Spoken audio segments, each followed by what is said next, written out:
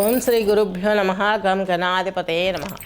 ఈరోజు మనము మార్చి 19, 2026 నుండి మరలా మనకు 2027లో వచ్చే ఉగాది వరకు జరుగు గోచారం 12 రాశుల గోచారం తెలుసుకోబోతున్నాం. ఇప్పుడు వృశ్చిక రాశి వృశ్చిక లగ్నం తీసుకున్నట్లయితే ఆదాయం అనేది 11, వ్యయం అనేది వచ్చేసి 8, రాజపూజ్యం 5, అవమానం 3. ఇప్పుడు మీకు మీ రాశికి చతుర్థంలో రాహు ఉన్నాడు. దీనివల్ల రక్త దర్శనాలు జరుగుతూ ఉంటాయి, గాయాలు అవుతూ ఉంటాయి, అలాగే మానసిక చింతనలు ఎక్కువగా ఉంటాయి, ఛాతికి సంబంధించినటువంటి అనారోగ్య సమస్యలు వచ్చే అవకాశాలు ఉంటాయి. శని భగవంతుడు మీకు పంచమంలో ఉన్నాడు, తృతీయాధిపతి చతుర్థాధిపతి. ఈయన పంచమంలో ఉండడం మూలంగా మాతృమూర్తి హెల్త్ ఇవ్వచ్చు, సిబ్లింగ్స్తో ప్రాబ్లమ్స్ వచ్చే అవకాశం ఉండొచ్చు, సంతానానికి కొంచెం ప్రాబ్లమ్స్ ఎదురయ్యే అవకాశాలు ఉన్నాయి.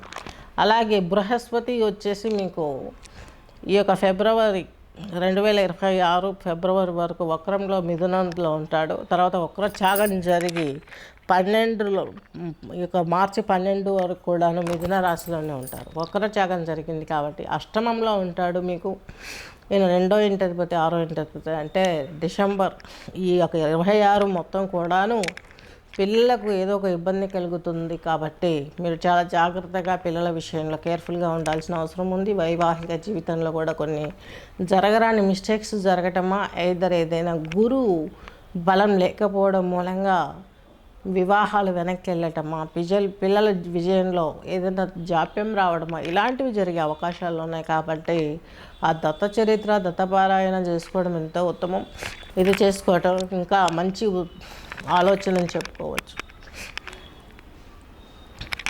ఈ మధ్య వచ్చేసరికి ఒకటి చిన్న పాయింట్ చెప్పాలనుకుంటున్నాను. కొంచెం పెద్ద మనసు చేసుకోవాలి. మనం అందరం గురువును అందరూ పూజిస్తారు. అందరికంటే ఎక్కువ ప్రాచుర్యం లేకొచ్చింది సాయిబాబా. లేటుగా వచ్చినా ఆయన చాలా ఫాస్ట్గా సొసైటీలోకి వెళ్ళిపోయారు. మనకు ఉన్నటువంటి మనసు, చిన్న మనసుతోటి మనము మూలన పడేసాం. ఎంత నెత్తికెత్తుకున్నామో అంత మూలన పడేసాం. ఏమండి, ఒకటి ఆలోచించండి. ఒక గురువుని కానీ, ఒక విగ్రహాన్ని కానీ, ఒక ప్రకృతి మాతను కానీ కొలిస్తే డే బై డే దాని ప్రమాణం పెరుగుతుంది. ఆ లాభాన్ని, ఆ అనుభూతిని మనం ఒక్కసారి ఎవరో మనలో పురుగు తోసపుచ్చారనేసి బ్రెయిన్లోకి ఒకసారి నెత్తిన పెట్టుకున్న వాళ్ళని కింద పడేస్తే ఆ మహాత్ములకి ఏం కాదు, చిరునవ్వుతో మన వైపు చూసి వెళ్ళిపోతారు. లాస్ అయ్యేది మనము, బలం కోల్పోతాం, వాళ్ళు ఇచ్చే బ్లెస్సింగ్స్ దొరుకుతాయి. కాబట్టి నెత్తినెత్తుకోమని వాళ్ళు మనకు చెప్పరు. ఎవరైనా మాస్టర్ సిబివి అయినా, బ్రహ్మంగారైనా, మా రామకృష్ణ అయినా, రమణ మహర్షులైనా, షిరిడి సాయి అయినా, ఎవరైనా కూడా వచ్చేసి మన రాఘవేంద్ర స్వామి అయినా మమ్మల్ని ఎత్తుకోమని ఎవరు చెప్పరు. పూజిస్తాము. ఆ గౌరవాన్ని అలాగే ఉంచితే దానికి మనం 10 పైసలు పెడితే 10 కోట్లు వాళ్ళు ఇస్తారు. ఇది ఒక్క విషయం గుర్తుపెట్టుకోండి. ఏ మతస్థులు వెనకంజ వేయక్కర్లేదు, నా మీద గర్జి పెంచుకోవాల్సిన అవసరం లేదు. వాళ్ళ లక్షణం అది, మన లక్షణం ఇది. మనం దాన్ని కరెక్టో కాదా కరెక్షన్ చేసుకుంటే బెటర్ ఆప్షన్. సో గురుబలం లేదు కాబట్టి ఈ సంవత్సరం వృశ్చిక రాశి వృశ్చిక లగ్నం వారికి గురుబలాన్ని పెంచుకోవాల్సిన అవసరం ఎంతైనా ఉంది. కేతు వచ్చేసి మీకు సింహంలో ఉంటాడు, దశమ కేంద్రంలో. ఆధ్యాత్మిక రంగాలలో ఉన్న వారికి మీకు ఫైనాన్షియల్గా మంచి జరిగే అవకాశం చాలా స్పష్టంగా గోచరిస్తుంది. శని భగవంతుని గురించి చెప్పుకున్నాం, రాహు గురించి చెప్పుకున్నాం. ప్రత్యేకించి సింహంలోకి వచ్చినటువంటి ఈ యొక్క సింహరాశిలోకి వచ్చిన గురువు వచ్చేసి మనకు ఈ యొక్క డిసెంబర్లో 11వ తేదీ 26 వక్రచాగం జరిగి సిద్ధంలో కర్కాటకంలోకి సింహంలోకి వస్తారు. అక్కడి నుంచి సింహం నుంచి మరలా ఏప్రిల్ 13వ తేదీ 2023 అంటే వచ్చే సంవత్సరం ఉగాది వరకు కూడాను ఈయన కర్కాటక రాశిలోనే ఉంటారు. మీకు వృశ్చిక రాశి వృశ్చిక లగ్నం వారికి సింహంలోకి వచ్చినన్ని రోజులు చాలా బాగుంటుంది. అలాగే కర్కాటకంలో ఉన్నన్ని రోజులు కూడాను మీకు సింహరాశి సింహలగ్నం వారికి భాగ్య గురువు బాగానే ఉంటుంది.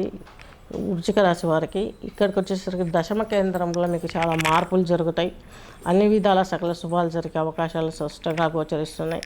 ఏది ఏమైనా సింహరాశి వాళ్ళు శని విషయంలో చాలా కేర్ఫుల్గా ఉండాల్సిన అవసరం ఎంతైనా ఉంది. ఆయన మీ రాజ్యభావాన్ని చూస్తున్నాడు, అలాగే మీ కుటుంబ స్థానాన్ని చూస్తున్నాడు. అలాగే మీ యొక్క ద్వితీయ స్థానాన్ని కూడా ఆయన చూస్తున్నాడు. ఇన్ని స్థానాలను చూస్తున్నాడు కాబట్టి ఈ యొక్క వృశ్చిక రాశి వృశ్చిక లగ్నం వారికి ఈయన వచ్చేసి మీ యొక్క రెండో ఇంటిని బృహస్పతి చూస్తున్నాడు కాబట్టి శని మీ రెండో ఇంటిని చూసినా ఆయన ప్రొటెక్షన్ ఇవ్వగలిగే అవకాశం చాలా స్పష్టంగా గోచరిస్తుంది. అలాగే బృహస్పతి వచ్చేసి ఈ యొక్క 9వ ఇంటి వీక్షణ ద్వారా రాహువుని చూస్తాడు కాబట్టి మిథునంలో ఉండే ఈ సంవత్సరాంతం రాహు దోషం కంప్రెస్ అవుతుంది. అలాగే 5th హౌస్ వీక్షణ ద్వారా మిథునంలో ఉన్నంతసేపు తులారాశిని చూస్తాడు కాబట్టి ఆ తులారాశి మీకు పేరాశి అవుతుంది కాబట్టి కొంచెం శ్రేయసౌఖ్యం దొరుకుతుంది. అంటే నిద్ర పట్టకపోవడం, అన్హెల్తీ ఇలాంటి ప్రాబ్లమ్స్ క్లియర్ అయిపోయే అవకాశం స్పష్టంగా ఉన్నాయి. ఛాతీ సమస్య, హార్ట్ ప్రాబ్లమ్స్ వచ్చే వాళ్ళు కొంచెం జాగ్రత్త పడాలి. హార్ట్ అటాకులు సడన్గా రావడం ఇలాంటివి జరిగే అవకాశం ఉంది. థైరాయిడ్ ప్రాబ్లమ్స్ ఇలాంటివి వచ్చే అవకాశం ఉంది కాబట్టి వీటి మీరు ఎంతో కేర్ఫుల్గా ఉండాలి. యోగ సాధన చేసుకోవడం, వాకింగ్ చేయడం ఇలాంటివి కొన్ని అలవాట్లు చేసుకున్నట్లయితే హెల్త్ని కొంచెం కాపాడుకున్నట్లయితే మంచి జరిగే అవకాశం చాలా స్పష్టంగా గోచరిస్తుంది. స్వస్తి.